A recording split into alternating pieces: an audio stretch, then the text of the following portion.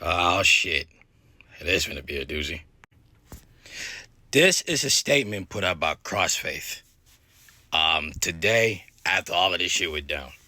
Now, it says, we hereby express our deepest apologies to the minor who was subjected to inappropriate communications via direct messages from our former member Daiki, as well as to our family. Furthermore, we offer our profound apologies to the considerable concern and the inconvenience caused by all those involved and to our supporters due to delay in our response. We deeply regret that this has resulted in a confusion of loss of trust. In view of this extreme gravity and seriousness of the situation, Crossfaith has made the decision to suspend all activities for the foreseeable future.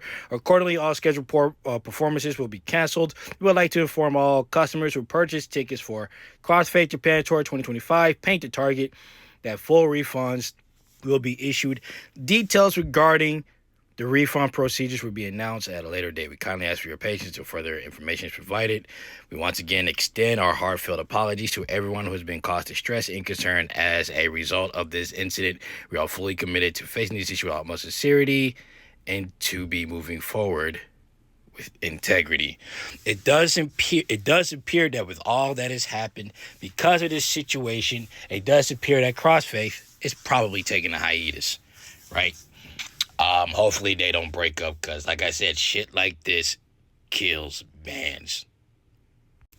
In this next clip, in this next photo here, on their Instagram and probably on their Facebook too, this is the timeline of events. So it does appear that the band is taking full accountability by posting the entire timeline in which all of this has happened, right?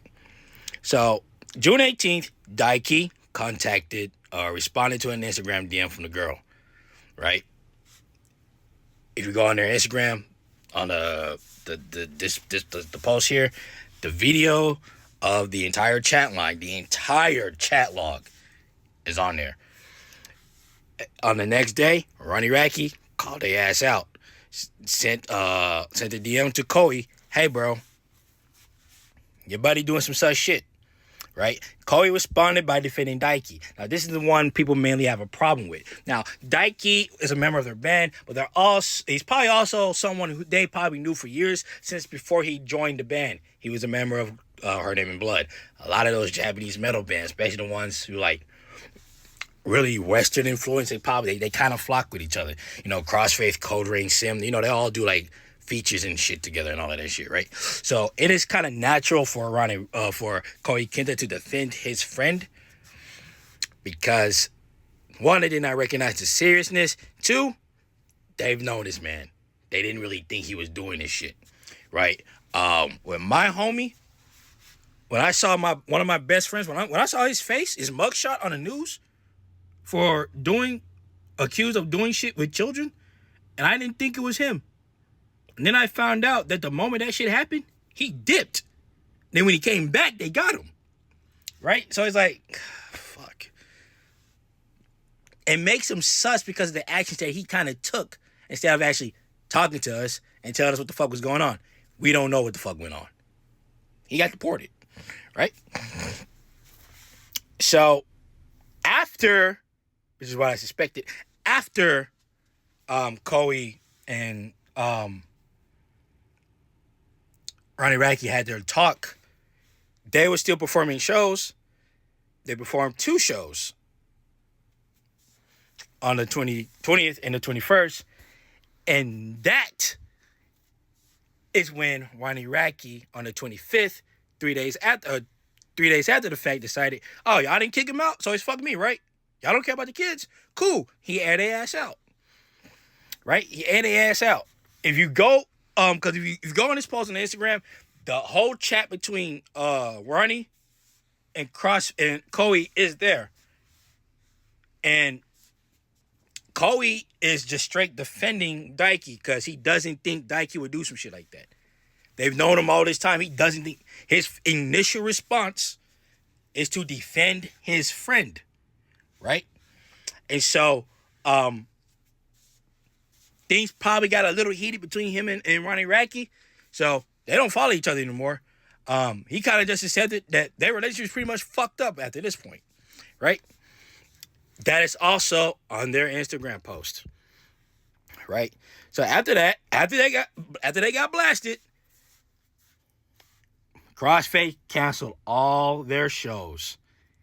And then on the next day, this is like a 10-day time span. That's yesterday. They kicked them out. Right? They're being really transparent with this. Now, this is the shit I respect right here. One, they should have handled it. I would also have to take this opportunity to express my deepest apologies to the writer who was harmed by the inappropriate conduct of our former member Daiki as well as her family. Sincerely regret that my own remarks caused so many people to lose trust in me. I am truly sorry. When I first received information from Ronnie, I could not believe Daiki, a friend of many years, could have done such a thing. Driven by emotion in the sense of needing to protect the band, I ended up making statements in his defense, even after reviewing the actual DM exchange. I failed to fully grasp the gravity of Daiki's actions, and as a result, did not make the decision to dismiss him immediately. I now recognize that this was a serious error in judgment, and I am deeply reflecting on my actions. From here on, I will do my utmost to regain trust through my conduct and my words. Koi Kenta, Crossfaith. And if you go on their Instagram post and you actually read what he said to Ronnie Radke, you can kind of see that he was in an emotional state because he defends Daiki saying English is not his first language. And he's also like, we're also Japanese. In our culture, we can't really tell the ages between it's hard to distinguish the ages of Westerners like they're just young and old. It's the same way that y'all do us, right? It's the same way y'all do to us. When y'all say, oh, we look way younger than we actually are. So it's the same shit, right?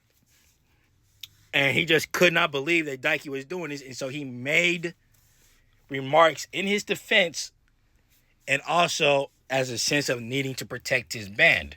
So they did not take immediate action even after reviewing the DMs. Now, this is where I gotta call Koi Kenta out because you saw the exchange. The proof was right there. The proof was in the pudding. The shit was right there. It was right there. And you chose to keep him on. You played 2 shows. He was on. He was in your band. The moment you got the message, he was on your band a good rest of the fucking week. That's like 5 or 6 days after this shit happened, after this shit went down, after they got called out for that shit. And like I said, it should not have taken for Ronnie Radke to put y'all on blast when you had the proof to deal with someone who was trying to groom a 14-year-old girl. That is unset. And it should not have gone that far. But ups to Kenta Koi for holding himself accountable and acknowledging the error of his thinking and acknowledging and coming to terms and doing the right thing. Right? Because it's hard because this is someone he knew. And I've been in that position. Some people I don't fuck with anymore because of shit they've done. Right? I ain't gonna be able to talk to my boy anymore. I mean, it's not my boy anymore because of that shit. I mean, he just made himself look even more guilty by leaving the country and doing all that other shit. And then there's another person that I served with that I can't really talk to either because the shit he did was worse. Right? It is hard because this is someone he knew for years. For me, these are people I grew up with. I went to school with these people. And they did some egregious ass shit. And it's like, I can't fuck with that. But I'm also kind of saddened about it because I think this might be the end of the band. They canceled all their activities for the foreseeable future. They're going on a hiatus. I think this could be the end of the band. I hope it's not, because Daiki is just a recent member. They can still go on without him. But something like that probably ruined the reputation, and that's sad for such a good band. All he had to do, because the proof is right there, that shit don't lie. All he had to do was be a little bit more swift. Protect your band by removing toxic, poisonous, tumorous people from the band, and Daiki was exactly that. That's sad.